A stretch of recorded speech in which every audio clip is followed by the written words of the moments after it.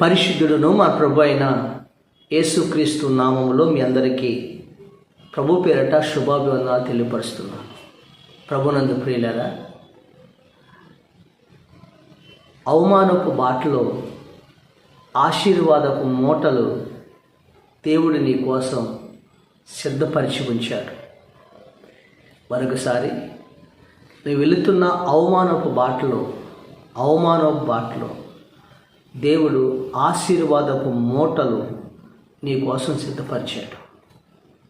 అది నువ్వు మర్చిపోకుండా అవమానాన్ని నిర్లక్ష్యం చేసి నీ కోసం ఉంచబడినటువంటి గొప్ప ఆశీర్వాదం కొరకు ఆ దేవుడి వైపు చూస్తూ ముందుకు సాగిపో. దేవుడు నిన్ను ఒక ఉన్నతమైన స్థానంలో పెడతాడు. ఒక రైతు ఉన్నాడు. ఆ రైతు ఒక సంతకి వెళ్ళాడు. ఆ సంతకెళ్ళి ఒక కుమ్మరివాడి దగ్గరికి వెళ్ళాడు. అక్కడ చూసినప్పుడు 2 కుండలు తీసుకొచ్చాడు. ఆ కుండలు కొన్నాడు. ఆ కుండలు చూసి కుండలు బాగున్నాయే అని ఆ కుమ్మరివాడి దగ్గరికి వెళ్ళి 2 కుండలను తీసుకుని ఇంటికి వచ్చాడు. అతడు ఆ కుండలు తీసుకుని వెళ్ళి, నాకు నీళ్లు తేవటానికి చాలా ఈజీగా ఉంటుందని ఆయన ఒక నదీ తీరానికి వెళ్ళి నదికి వెళ్ళి ఆ నది నుండి ఒక కావిడి కట్టి ఆ 2 కుండల్ని కుండల నిండా నీళ్లు నింపుకొని ఆయన ఆ దారి పొడవుతా తన ఇంటికి నీళ్లు తీసుకెళ్ళాడు. ఇంటికి తీసుకెళ్ళి చూసేవారికి ఒక కుండలో సగం నీళ్ళే ఉంటున్నాయి, మిగతా నీళ్ళన్నీ కూడా దారి పొడవునా కారిపోతున్నాయి. చూస్తే ఏంటయ్యా అంటే అది ఆ కొండకి చిల్లు పడిన కొండ, అంటే దానికి హోల్ ఉంది. ఇలా రైతు అయినప్పటికీ కూడా ఆ యొక్క కన్నం పడినటువంటి ఆ కొండని నీళ్లు తీసుకుని రోజు వెళ్తూ ఉన్నాడు. అప్పుడు ఒకరోజు నిండుగా ఉన్నటువంటి కొండ ఈ చిల్లు పడినటువంటి ఈ కొండతో అంటుంది, చూసావా, నీ వలన సగం నీళ్ళు వేస్ట్ అవుతున్నాయి, చూసావా, ఆ రైతుకి ఎంత నష్టమో కదా. కష్టపడి నదిలో నుండి ఇంటికి నీళ్ళు తీసుకెళ్తుంటే సగం నీళ్ళు దారిలోనే ఒలిగిపోతున్నాయి. కానీ రోజు ఈ నిండుగా ఉన్న కొండ ఈ సిల్లు పడినటువంటి ఈ పగిలి కొంచెం హోలు పడినటువంటి కొండని అపహాస్యం చేస్తుంది. నేనైతే చూసావా, ఒక్క నీటి బొట్టు కూడా వలగకుండా నేను ఆ యజమానికి లాభం చేస్తున్నాను. నీ వల్ల ఆ రైతుకి ఎంత నష్టమో తెలుసా? నీ వల్ల ఏమీ ప్రయోజనం లేదు రైతుకి. అతనికి సగం నీళ్ళు పోతుందని అపహాస్యం చేస్తుంది మంచి కొండ. అప్పుడు ఇలాగే కావిడి మోసుకెళ్తూ ఉన్నాడు రైతు.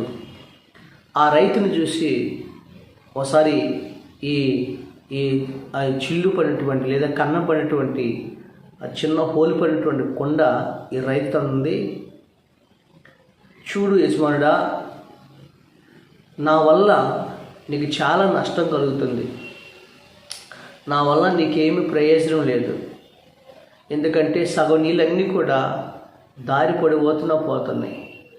కాబట్టి నా వల్ల నీకేమీ ప్రయోజనం లేదు. కాబట్టి నన్ను పక్కకు పడవేసే, నేను దేనికి పనికిరాని దాన్ని అని, నా వల్ల నీకు నష్టమే కానీ లాభమేమీ లేదు అని ఆ యజమానుడితో ఓటి కొండేది కన్నం పడిన ఈ కొండ ఆ యజమానితో మాట్లాడుతోంది. ఇదంతా గమనించిన ఆ రైతు అప్పుడు ఆ కొండతో చెప్తున్నాడు, అహో, నీ వల్ల నాకు నష్టం కలిగిందని బాధపడుతున్నావా? సగం నీళ్ళే ఇంటికి వెళ్ళే వరకు ఉంటున్నాయని ఆ మిగతా నీళ్ళన్నీ కూడా దారి పొడవునా కారిపోతుందని నువ్వు బాధపడుతున్నావా? సరే, నేను నది నుండి ఇంటికి నీళ్ళు తీసుకెళ్ళేటప్పుడు ఒకసారి నీ వైపున దారి పొడవున ఒకసారి చూడు అని చెప్తానన్నాడు. అప్పుడు నది నుండి నీళ్ళు తీసుకెళ్తున్నప్పుడు ఈ చిల్లు పడినటువంటి ఆ కొండ దారి పొడవునా చూస్తూ ఉంది. చూస్తుంటే అద్భుతమైన అందమైన పూల మొక్కలు ఉన్నాయి. అందమైన పూల మొక్కలు చక్కగా పెరిగినాయి, చాలా ఆహ్లాదకరంగా ఉన్నాయి. దారి పొడవునా ఆ పూల మొక్కలు ఉన్నాయి. అప్పుడు యజమానుడు ఆ మధ్యలో కావిడి ఆపి, చూసావా, ఈ పూల మొక్కలన్నీ కూడా నీ వల్లనే పెరిగినాయి. నీ వల్లే ఈ పూల మొక్కలు అందంగా పెరిగినాయి. ఈ పువ్వులు నేను కోసుకుని వాటిని మార్కెట్లోకి తీసుకెళ్ళి వాటిని అమ్ముకొని నేను జీవనాన్ని పొందుకుంటున్నాను. కాబట్టి నీ వల్ల నాకు లాభమే కలిగింది, కానీ నీ వల్ల నాకు ఏమీ నష్టం లేదు అని ఆ రైతు ఈ చిల్లుపడిన కొండతో మాట్లాడుతున్నప్పుడు ఆ కొండ ఎంతగానో సందేశించింది. నేను రైతుకి నష్టం చేస్తున్నానేమో, నా వల్ల ఇతను చాలా నష్టపోతున్నాడేమో, నా వల్ల ఏం ఉపయోగం లేదేమో అనుకుంది. కానీ ఈరోజున ఆ పూల మొక్కలను చూసి, ఈరోజున ఆ రైతు మంచి లాభాన్ని గడించడం చూసి, ఆ రైతులో ఉన్నటువంటి సంతోషాన్ని చూసి, పర్లే, నా వల్ల ఆ రైతు పోషించబడుతున్నాడు అని సంతోషంగా, సమృద్ధిగా, సంతృప్తిగా ఆ కొండ ఆ దేవుని స్తుతించిందంట. దేవుని స్తోత్రం కలిగిన కాక. ప్రభునందు ప్రియులారా, ఈ కొండ ఏమందంటే, నువ్వు పనికిరాని దానివి, నీ వల్ల రైతుకి ఎటువంటి ఉపయోగం లేదు, నీ వల్ల సగం నీళ్ళే వస్తున్నాయి అని అపహాస్యం చేసింది. కానీ ఆ అపహాసించబడిన కొండ ద్వారానే అందమైన పూల మొక్కలు పెరిగినాయి. ఆ తర్వాత ఆ రైతుకి అద్భుతమైన లాభం కలిగింది. ఎందుకని? ఈ సగం నీళ్లు కారిపోవటం వల్ల ఆ దారి పొడవును ఆయన పూల మొక్కలు నాటాడు. ఆయన కావిడి తీసుకెళ్తున్నప్పుడు ఈ నీళ్ళన్నీ కూడా, ఈ కారిపోతున్న నీళ్ళన్నీ కూడా ఈ కుండలో నుండి, ఆ చిల్లుపడిన కుండ కదా, ఆ కారిపోతున్న నీళ్ళన్నీ కూడా ఈ పూల మొక్కల వేళ ఆయన చల్లుకుంటూ వెళ్ళిపోతున్నాడు. ఆ పూల మొక్కలు నీరుతో తడపడం వల్ల ప్రతిరోజు పెరిగి పెద్దవై అవి గొప్పగా అతను పోషించుతున్నాడు అన్నమాట. దేవుని స్తోత్రం. ఈరోజు ప్రతి మనిషిలో కూడా లోపాలు ఉంటాయి. ప్రతి మనిషిలో కూడా కొన్ని లోపాలు ఉంటాయి. దాన్ని బట్టి మనము ఆ లోపాలను చూసి మనిషిని అవమానపరచకుండా, ఆ లోపాలని బట్టి ఆ మనిషిని మనం ప్రోత్సహించినట్లయితే ఆ మనిషి ఎంతో గొప్ప స్థితిలోకి వెళ్తాడు. అతన్ని మనం ప్రోత్సహించినట్లయితే ఆ మనిషి ఎంతో గొప్ప స్థితికి వెళ్తాడు. అతని వల్ల దేశానికి కావచ్చు, ఇంటికి కావచ్చు, సమాజానికి కావచ్చు, సంఘానికి కావచ్చు ఎంతో ప్రయోజనం చేకూరుతుంది. ఈరోజు ప్రియమైన దేవుని బిడ్డలారా, నేనెవరైనా నీ లోపాన్ని బట్టి నువ్వు బలహీనమైన దానివి, నువ్వు దేనికి పనికిరాని వాడివి, నువ్వు ఇంట్లో పనికిరావు, బయటికి పనికిరావు అని ఇంట్లో వాళ్ళు కావచ్చు, ఈదులో వాళ్ళు కావచ్చు, ఎవరైనా నిన్ను ఒకవేళ కించపరిచే మాటలు, అవమానపరిచే మాటలు, నీ వల్ల మాకు ఏం ప్రయోజనం లేదని నిందించే మాటలు మాట్లాడితే, తెలుసా నీకు, జీవము కలిగిన దేవుడు ఒక ఆయన ఉన్నాడు. ఆయన నీ బ్రతుకుని అనేకులకు ప్రయోజనకరంగా మారుస్తాడు, అనేకులకు దీవెనకరంగా మారుస్తాడన్న విషయాన్ని జ్ఞాపకం చేసుకోవాలి. ఈరోజు ఆ కొండ అవమానపు దారిలో, తర్వాత ఆశీర్వాదపు మూటలను ఆ కొండ పొందుకుంది. ఈరోజు నీ జీవితంలో కలిగిన ప్రతి అవమానానికి దేవుడి రెట్టింపు ఘనతని దేవుడు నీకు అనుగ్రహించబోతున్నాడు. దేవుని స్తోత్రం కలిగిన కాక. బైబిల్ గ్రంథంలో ఒక మాట రాయబడింది. ఏం రాయబడిందంటే, జపన్య గ్రంథం 3వ అధ్యాయము 19వ వచనంలో రాయబడింది. జపన్య గ్రంథము 3వ అధ్యాయము 19వ వచనంలో ఏం రాయబడింది తెలుసా? నువ్వు ఎక్కడ ఏ చివరి వరుసలో ఉంది, నువ్వు ఏ దేశంలో అయితే అవమానం పొందావో ఆయా దేశాల్లో నీకు మంచి పేరుని, ఖ్యాతిని నీకు కలుగు చేస్తాను అని ప్రభు చెప్పాడు. దేవుని స్తోత్రం. ఈ రోజున నీకు పేరు పెడతారు. ఆ పేరు పెట్టి ఆ కొండకి ఎలా పేరు పెట్టాడో, ఇదిగో వీడి జీవితంలో ఎప్పుడు ఉద్యోగం రాదండి, వీళ్ళకి ఎప్పుడు వివాహం జరగదండి, ఈయన బ్రతుకు ఎప్పుడు అప్పులు పాలేనండి, ఈయన జీవితం అంతా కూడా ఎప్పుడు కష్టాలేనండి, రకరకాలుగా మనను విమర్శిస్తూ ఉంటారు, చూటిపోట్లు మాటలు అంటూ ఉంటారు. కానీ జీవం కలిగిన దేవుడు ఏ ఏ దేశానికి అవమానం పొందావో ఆయా దేశంలోనే నేను దేవుడు ఆశీర్వదిస్తానని ప్రభు చెప్తున్నాడు. యేసేపు అని ఒక భక్తుడు అన్నాడు. యేసేపుని అన్నలు అవమానపరిచాడు, పొత్తిపోరు భార్య అవమానపరిచింది, ఉద్యోగం చేసే చోట అవమానం, ఇంట్లో వాళ్ళ దగ్గర అవమానం పరిస్తే దేవుడు ఆ యేసేపు అనుకున్నాడు, నా జీవితం చివరికి ఇలాగ అయిపోయింది అని అనుకున్నాడు.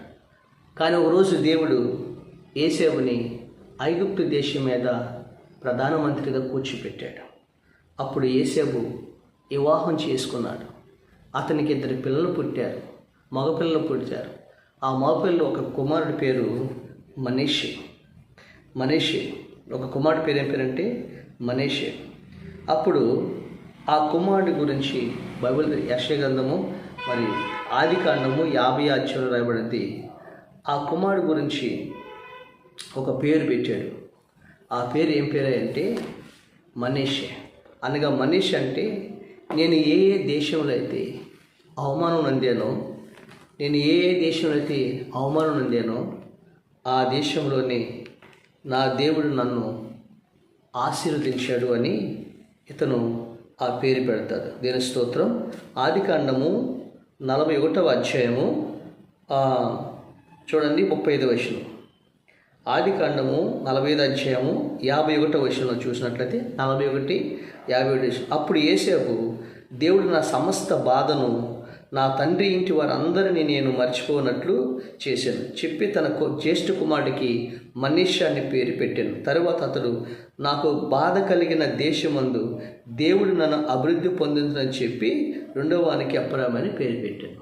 తెలుస్తుంది.